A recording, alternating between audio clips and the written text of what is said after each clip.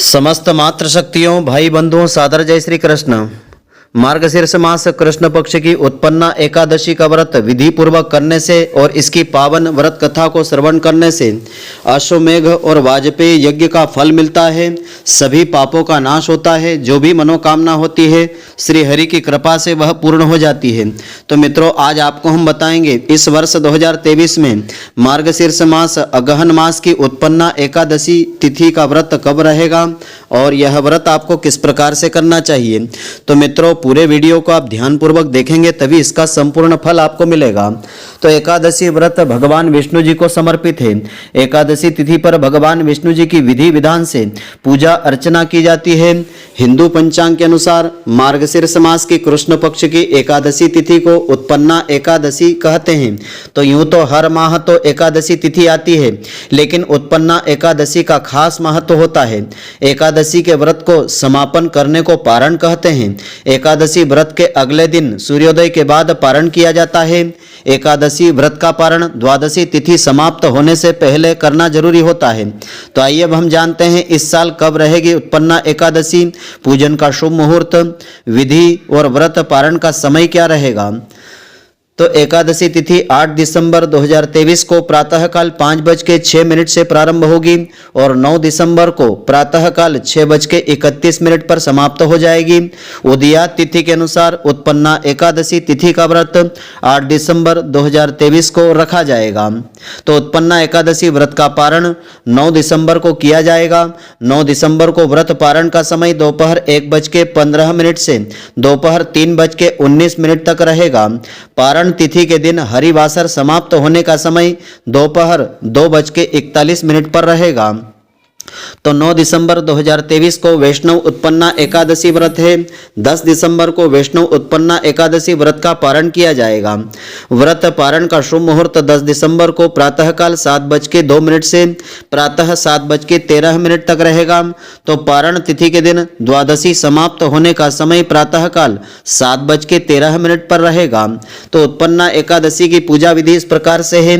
इस दिन प्रातःकाल सूर्योदय से पहले उठकर के स्नान आदि से निवृत्त हो जाएं। अपने घर के मंदिर में दीप प्रज्वलित करें। भगवान विष्णु जी को गंगा जल से स्नान करावें। भगवान विष्णु जी को पुष्प तुलसी दल अर्पित करें और इस दिन व्रत लेने का संकल्प लेवें। भगवान को भोग अर्पित करें। इस बात का विशेष ध्यान रखें कि भगवान को सिर्फ सात्विक वस्तुओं का भोग अर्पित करें। भगवान विष्णु जी के भोग में तुलसी दल जरूर सम्मिलित करें।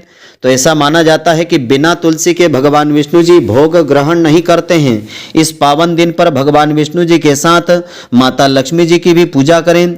इस दिन भगवान का अधिक से अधिक ध्यान आदि करें। तो कभी कभी एकादशी व्रत लगातार 2 दिनों से हो जाता है। जब एकादशी व्रत 2 दिन से होता है तब गृहस्थ लोगों को पहले दिन एकादशी का व्रत करना चाहिए। दूसरे दिन यानी दूजी एकादशी को सन्यासियों, विधवाओं और मोक्ष प्राप्ति के इच्छुक श्रद्धालुओं को दूजी एकादशी के दिन व्रत रखना चाहिए। तो जब जब एकादशी व्रत 2 दिन होता है तब तब दूजी एकादशी और वैष्णव एकादशी एक ही दिन मानी जाती है। तो इस दिन श्रद्धा पूर्वक पूजा अर्चना करने के पश्चात उत्पन्ना एकादशी की यह पावन व्रत कथा श्रवण करना चाहिए, जिससे कि इस व्रत का पूरा फल मिलता है।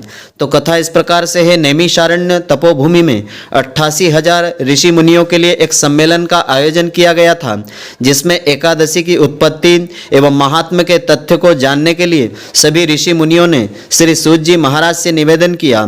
श्री सूत जी ने कहा कि हे ऋषि मुनियों, मनोकामना पूर्ण करने वाली अनंत पुण्य प्रदायिनी एकादशी की उत्पत्ति, महात्म्य आदि के बारे में पांडव श्रेष्ठ युधिष्ठिर ने भी अश्वमेघ यज्ञ के समान भगवान श्री कृष्ण से यही सब प्रश्न किए थे। तो युधिष्ठिर ने पूछा कि हे भगवान, पुण्यमयी एकादशी कैसे उत्पन्न हुई, इस संसार में क्यों पवित्र मानी गई तथा देवताओं को कैसे प्रिय हुई, इसका महात्मा और विधि विधान क्या है, इसको करने से क्या पुण्य फल मिलता है, कृपया बताने की कृपा कीजिए। भगवान श्री कृष्ण जी ने कहा कि हे पांडव श्रेष्ठ, प्राचीन समय की बात है कि सतयुग में एक महाभयंकर दैत्यराज हुआ था। वह दैत्य मूर नाम से जगत में प्रसिद्ध था। वह बड़ा ही क्रूर, रौद्र रूप वाला तथा अत्यंत शक्तिशाली भी था, वह सभी देवताओं का घोर शत्रु था। उस भयानक और शक्तिशाली दैत्यराज ने इंद्र, आदित्य, वरुण, वायु, अग्नि आदि सभी देवताओं को पराजित करके उन्हें देवलोक से बाहर निकाल दिया था। देवगण भयभीत होकर के पृथ्वी पर विचरण करने लगे थे। तब देवेंद्र सहित सभी देवगण एकत्रित होकर के देवादिदेव महादेव जी के शिव धाम को पहुँचे। वहाँ इंद्र ने हाथ जोड़ करके शिव जी से प्रार्थना की और अपने दुखों का कारण बताया। तो इंद्र बोले कि हे महादेव, हम सब देवों को मार मार करके मूर नामक बलशाली राक्षस ने देवलोक से निकाल करके अपना आधिपत्य जमा लिया है। हम सभी मृत्युलोक में दुखी जीवन बिता रहे हैं। कृपया आप हमें इस दुखी जीवन से छुटकारा पाने का उपाय बताने की कृपा कीजिए। भगवान महादेव ने उन्हें संसार के स्वामी भगवान विष्णु जी के पास जाने की सलाह दी और कहा कि हे दैत्य, मूर का अंत भगवान विष्णु जी की शक्ति से ही संभव हो सकता है। यह सुनकर के देवराज इंद्र तथा अन्य सभी देवगण भगवान महादेव जी के आदेश के अनुसार पाताल लोक में चले गए। वहां पर शेषनाग की शैया पर लक्ष्मी जी सहित विष्णु जी विश्राम कर रहे थे। उनको विश्राम करता हुआ देख करके देवताओं सहित इंद्र ने विनम्रता से स्तुति प्रारंभ की। तो इंद्र बोले कि हे देवेश्वर, आपको मेरा प्रणाम है, आप स्तुति योग्य हैं, आपको हम सबका कोटि कोटि प्रणाम है। देवता और दानव दोनों ही आपकी वंदना करते हैं। तो हे मधुसूदन, आप हमारे ऊपर कृपा कीजिए। समस्त देवगण आदि दैत्यों से त्रस्त हैं और भयभीत होकर हम सब आपकी शरण में आए हैं।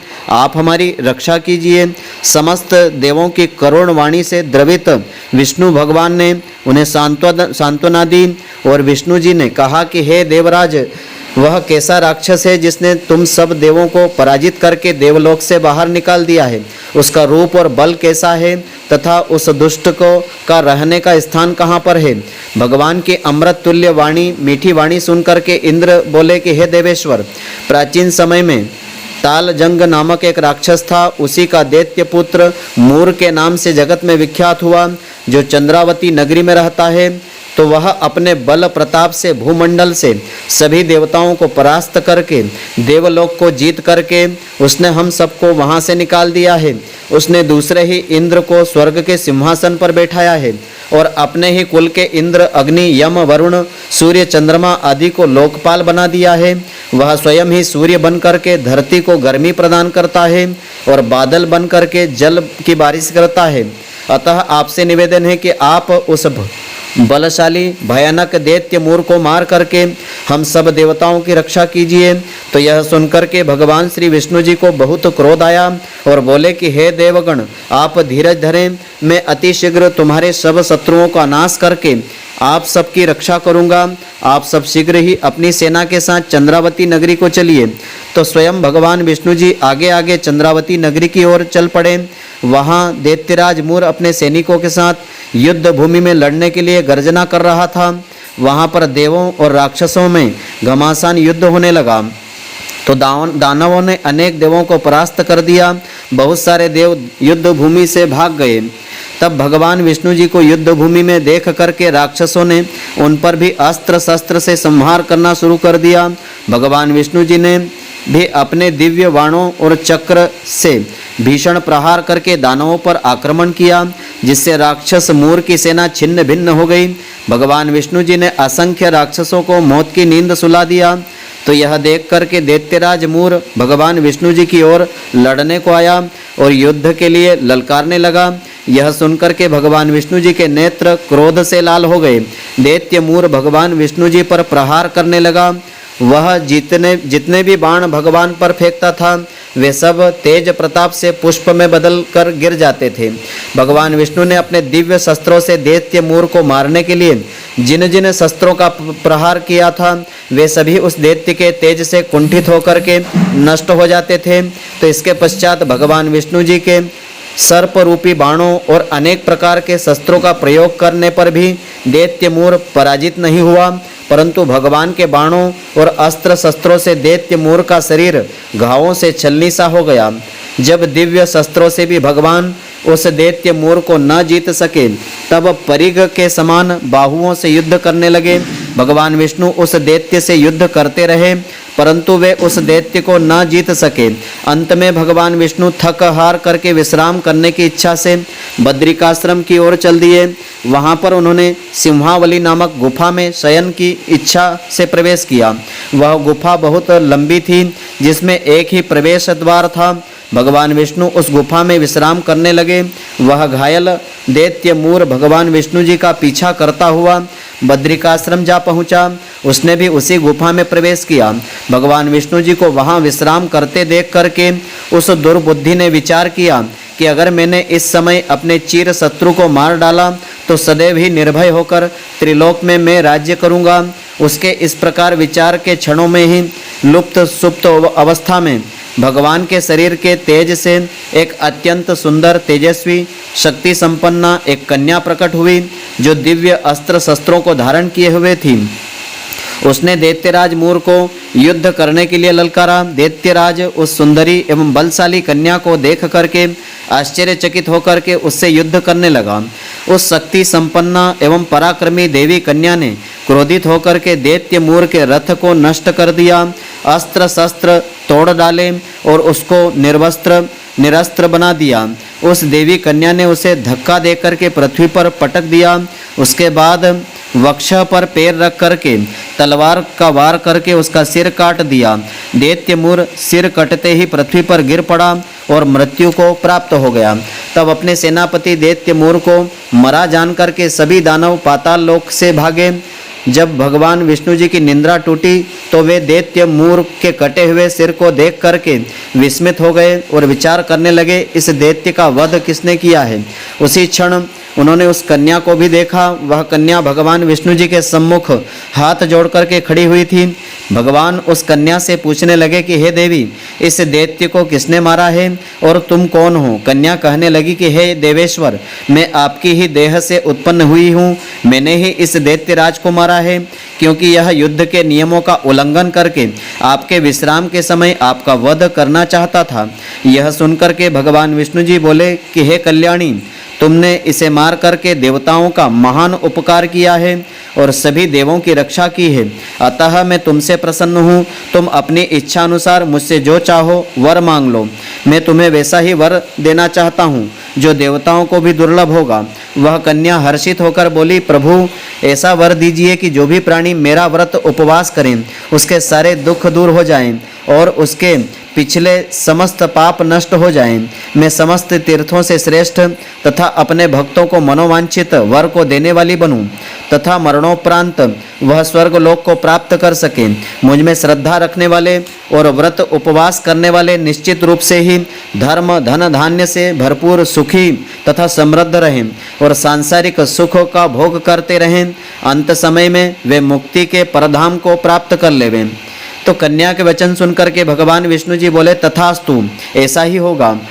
मुझ में और तुम में श्रद्धा रखने वाले संसार में प्रसिद्धि व समृद्धि को प्राप्त करेंगे और मरणोपरांत विष्णु धाम को जाएंगे। तो हे पुत्री, तुम एकादशी को उत्पन्न हुई हो, अतः अब तुम्हें एकादशी के नाम से ही तीनों लोकों में जाना जाएगा और तेरे उपवास का फल सब तीर्थों से भी अधिक रहेगा। यह सब कह करके भगवान विष्णु जी अंतर्ध्यान हो गए और कन्या जो है उत्पन्ना एकादशी भी प्रभु के वचनों से अत्यंत प्रसन्न हुई। भगवान कृष्ण ने कहा आगे कि हे युधिष्ठिर, सब व्रतों में एकादशी व्रत का फल सर्वश्रेष्ठ है। सब तीर्थों से भी अधिक फलदायी एकादशी और का उपवास होता है। एकादशी व्रत और उपवासधारी के सब शत्रु भाग जाते हैं और वह मोक्ष को प्राप्त कर लेता है। उस पर आने वाले दुख विपत्तियों और बाधाओं को मैं स्वयं निर्मूल कर देता हूँ। तो हे युधिष्ठिर, मैंने तुम्हें एकादशी की उत्पत्ति, उसके व्रत और उपवास से मिलने वाले पुण्य लाभ के बारे में सविस्तार बतलाया है। द्वादशी से युक्त एकादशी सबसे उत्तम मानी गई है। एकादशी का व्रत करने वाले स्त्री पुरुषों को प्रातः स्नान करने के पश्चात सूर्य भगवान को अर्घ्य देकर के व्रत प्रारंभ करना चाहिए। उसके पश्चात भगवान श्री विष्णु जी का ध्यान करके पूजन अर्चन करना चाहिए। तो उपर्युक्त विवरण में भगवान कृष्ण ने युधिष्ठिर को एकादशी का महत्व स्पष्ट करते हुए कहा कि विष्णु भक्तों के लिए एकादशी से बड़ा कोई व्रत नहीं होता है। इस व्रत को शास्त्र के अनुसार विधि पूर्वक करने से श्रद्धालुओं को समस्त वैभवों की सिद्धि प्राप्त करने वाला सहज साध्य भी प्राप्त हो सकता है। एकादशी महात्मा का श्रवण, पठन और उच्चारण करने वाले भक्तों के समस्त सांसारिक कष्ट दूर होते हैं और वे सदैव ही अश्वमेघ यज्ञ के समान ही फल प्राप्त करते हैं। वे इस मृत्युलोक में अनेक प्रकार के सुखों को भोगते हुए अंत में मोक्ष निर्वाण को प्राप्त कर लेते हैं। तो इस कथा का वर्णन भविष्योत्तर पुराण में मिलता है। इस व्रत में फलाहार का विधान इस प्रकार से है। इसमें जो है गुड़, बादाम का सागार लेना चाहिए और कुट्टू के आटे की सामग्री, इसके अलावा दूध, मेवा और फल इस व्रत में आप ले सकते हैं। तो मित्रों, आशा करता हूं कि आपको हमारी यह ज्ञानवर्धक जानकारी पसंद आई होगी। यदि आपको पसंद आई हो तो आप हमारे वीडियो को अधिक से अधिक शेयर अवश्य करें, जिससे अधिक से अधिक भक्तजन इसका लाभ प्राप्त करते रहें, इसका पुण्य फल आपको भी मिलता रहे। आप हमारे वीडियो को लाइक करना नहीं भूलें। धन्यवाद। जय श्री कृष्ण मित्रों, फिर मिलेंगे।